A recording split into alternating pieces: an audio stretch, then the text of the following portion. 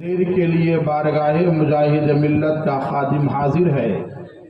میرے بعد انشاءاللہ شاعر انٹرنیشنل بارگاہ رضا و خواجہ بارگاہ مجاہد ملت سے فیض یافتہ، جسے زمانہ اسد اقبال کے نام سے جانتا ہے، ان کا خوبصورت کلام خوبصورت انداز میں آپ سماعت کریں گے۔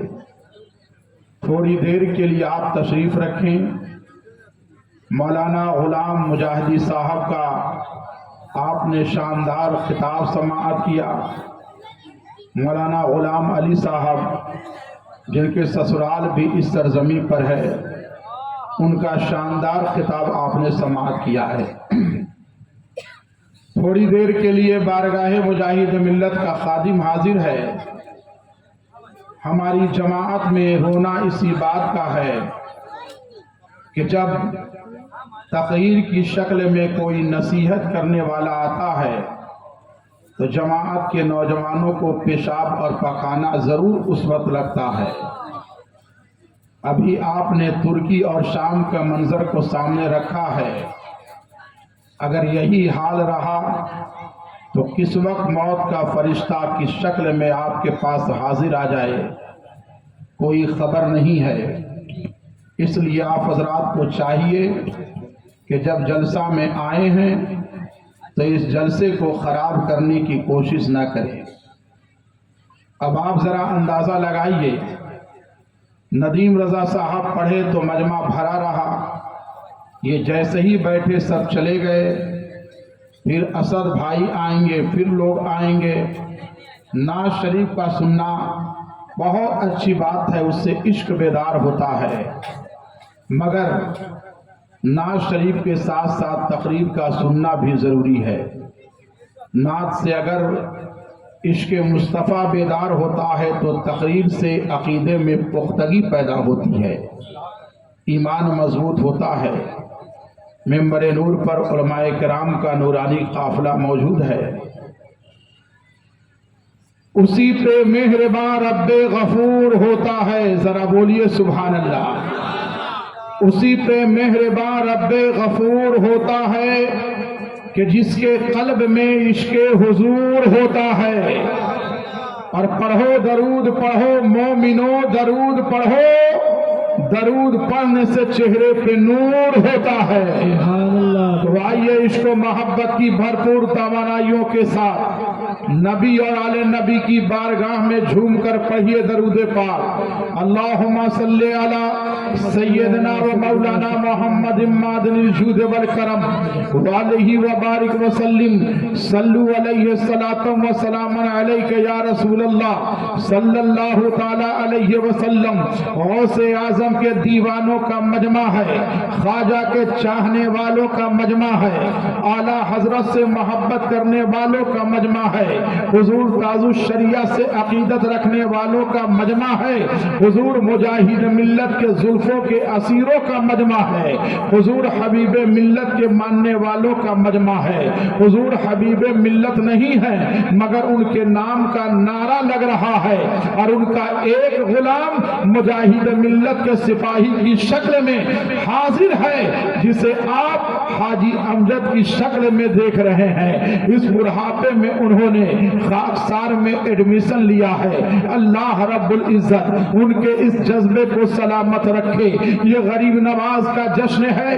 میں نے جو آیت پڑھی ہے، اللہ رب العزت قرآن میں فرما رہا ہے، الا ان اولیاء اللہ لا خوف علیہم ولا هم يحزنون الذین آمنوا وكانوا يتقون لهم البشرى فی الحیات الدنیا وفی الآخرہ۔ اس آیت کریمہ میں اللہ نے ولیوں کی شان کیا ہے اسے بیان کیا ہے، ولیوں کی پہچان کیا ہے اسے بیان کیا ہے، ولیوں کا مقام کیا ہے اسے بیان کیا ہے، اور ولیوں کا انجام کیا ہے اسے بیان کیا ہے۔ اللہ نے ولیوں کی شان بیان کرتے ہوئے فرمایا، لا خوف علیہم ولا هم يحزنون۔ اللہ کے ولیوں کی شان یہ ہوتی ہے کہ نہ انہیں کسی چیز کا خوف ہوتا ہے، نہ انہیں کسی چیز کا غم ہوتا ہے. کائنات میں چاہے جو بھی انسان ہو, چاہے وہ ادنا ہو, چاہے وہ اعلیٰ ہو, چاہے وہ افسر ہو, چاہے وہ چپراسی ہو, ہر انسان ہی نہیں بلکہ ہر مخلوقات کو کسی نہ کسی کا خوف ہے. مگر اسی سرزمین پر, اسی روئے زمین پر, اسی آسمان کے نیچے, اسی زمین کے اوپر ایک ایسی بھی جماعت ہے جسے نہ کسی چیز کا خوف ہے, نہ کسی چیز کا غم ہے.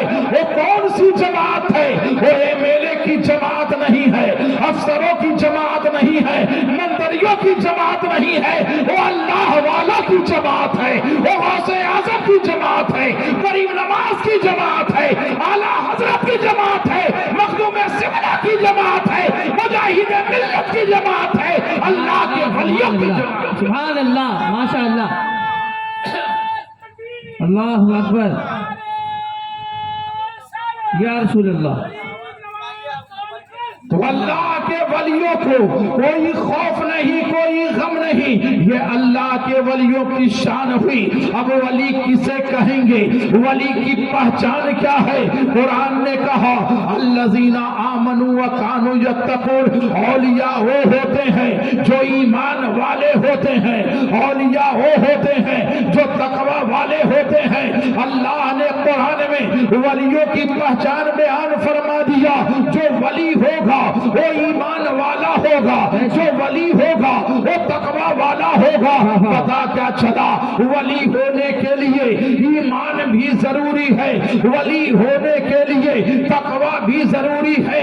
ایمان کسے کہتے ہیں؟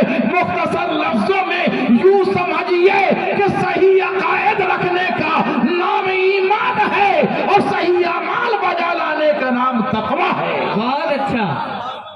ایمان کے لیے صحیح عقیدہ ہونا ضروری ہے. لہذا جن لوگوں نے اپنی کتابوں میں لکھا, جن کا عقیدہ یہ ہے کہ نبی معاذ اللہ مر کے مٹی میں مل گئے, ایسا عقیدہ رکھنا باطل ہے. ایسا عقیدہ رکھنے والا ولی نہیں ہو سکتا. جنہوں نے اپنی کتابوں میں لکھا نبی کو پیٹھ کے پیچھے کی خبر نہیں ہے, ایسا عقیدہ رکھنا باطل ہے. ایسا عقیدہ رکھنے والا ولی نہیں ہو سکتا. جنہوں نے لکھا جن کا نام محمد علی ہے وہ کسی چیز کا مالک و مختار نہیں ہوتا, ایسا عقیدہ رکھنا باطل ہے. ایسا عقیدہ رکھنے والا مومن نہیں ہوگا. عقیدہ کیسا چاہیے؟ نبی کے علم کے حوالے سے, نبی کے اختیار کے حوالے سے, نبی کی شان کے حوالے سے. اعلیٰ حضرت عظیم البرکت مجدد دین و ملت اعلیٰ حضرت نبی کے علم کے حوالے سے ہمیں عقیدہ دے رہے ہیں. اور کوئی غیب کا تم سے نہا ہو بھلا, جب نہ خدا ہی چھپا تم پہ کرو ہو تو. اعلیٰ حضرت عظیم البرکت نبی کے اختیار کے حوالے سے ہمیں یہ عقیدہ دے رہے ہیں. تم کہتے ہو جس کا نام محمد علی ہوتا ہے وہ کسی چیز کا مالک و مختار نہیں ہوتا. ارے نبی کے اختیار کا عالم یہ ہے کہ سورج الٹے, پاؤں پلٹے, چاند اشاروں سے ہو چاک, اندھے نزدیک دیکھ لے قدرت رسول اللہ کی, اندھے نزدیک دیکھ لے قدرت رسول اللہ کی. تم کہتے ہو نبی معاذ اللہ مر کے مٹی میں مل گئے. اعلیٰ حضرت عظیم البرکت عقیدہ دے رہے ہیں تو زندہ ہے واللہ, تو زندہ ہے واللہ, میری چشم عالم سے چھپ جائے. ولی ہونے کے لیے دو بنیادی چیزیں ہیں. کتنی؟ دو. ذرا بولیے محبت کے ساتھ. ولی ہونے کے لیے دو بنیادی چیز, ایک ایمان اور ایک تقوی.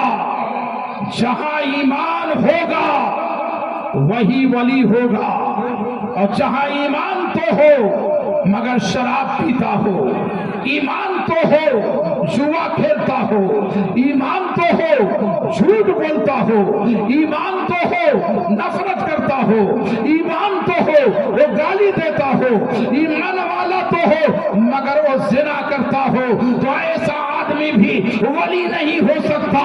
ولی وہی ہوگا جو ایمان والا ہوگا, وہی ہوگا جو صاحب तकवा होगा। गरीब नवाज का जश्न मना रहे हैं, इनका ईमान देखिए, इनका तकवा देखिए। ईमान का आलम ये है, तकवे का आलम ये है, जो एक मर्तबा देख लेता है उसे भी विलायत की दौलत मिल जाती है। जो मोहब्बत से बैठ जाता है वो भी साहब ईमान हो जाता है। और अल्लाह अपने वलियों को कितना इख्तियार देता है, कितनी ताकत देता है, कितनी कुदरत देता है। याद रखिए, दुनिया के अंदर हर मकतबे फिक्र के मानने वाले जो लोग अज़मत औलिया के मुनकिर हैं, जो इख्तियारात औलिया का इनकार करते हैं, जिन्नात और शयातीन के इख्तियारात को वो भी इकरार करते हैं। याद रखिए, जहां पे जिन्नात और शयातीन के इख्तियारात खत्म होते हैं, वहीं से अल्लाह के वलियों का इख्तियार शुरू होता है। अल्लाह के वलियों का इख्तियार शुरू होता है। सरकार गरीब नवाज अलैहि रहमा है, जो अल्लाह का वली होता है, वली ऐसे ही नहीं होता। फराइज की पाबंदी के बाद जो नवाफिल की कसरत करता है, अवामिर को बजा लाता है, मनहियात से बचता है, मुस्तहब्बात पे अमल करता है, नवाफिल की कसरत करता है। अल्लाह फरमाता है, हदीस कुदसी है, जब मेरा बंदा नवाफिल के जरिए मेरा इतना करीब हो जाता है, मैं बंदे का हाथ बन जाता हूँ, मैं बंदे का पाँव बन जाता हूँ, मैं बंदे की ज़बान बन जाता हूँ, मैं बंदे का कान बन जाता हूँ, मैं बंदे की आंख बन जाता हूँ, मैं बंदे के ज़बान बन जाता हूँ। मतलब क्या हुआ? अल्लाह आंख से पाक है, अल्लाह ज़बान से पाक है, अल्लाह पाँव से पाक है, अल्लाह आंख से पाक है, अल्लाह कान से पाक है। मतलब ये है कि कान तो उस बंदे की होती है, मगर उसमें सुनने की ताकत खुदा की हो जाती है। ज़बान तो बंदे की होती है, बोलने की कुव्वत खुदा की हो जाती है। आंख तो बंदे की होती है, देखने की कुव्वत खुदा की हो जाती है। पाँव तो बंदे की होती है, चलने की रफ्तार खुदा की आ जाती है। इसलिए अल्लाह का वली एक जगह बैठकर अगर इशारा कर देता है, डूबा हुआ सूरज भी पलट आता है। इशारा कर देता है, जमीन भी हुक्म मानती है, आसमान भी हुक्म मानता है। गरीब नवाज की जिंदगी को सामने देखिए, आप अल्लाह के वली गुजरे, आपने हुक्म दिया जमीन को, ऐ जमीन इन ऊंटों को पकड़ ले, जमीन ऊंटों को पकड़ लेती है। आपने हुक्म दिया पानी को, ऐ पानी कटोरे में आ जा, सारा अना सागर का पानी कटोरे में समा जाता है।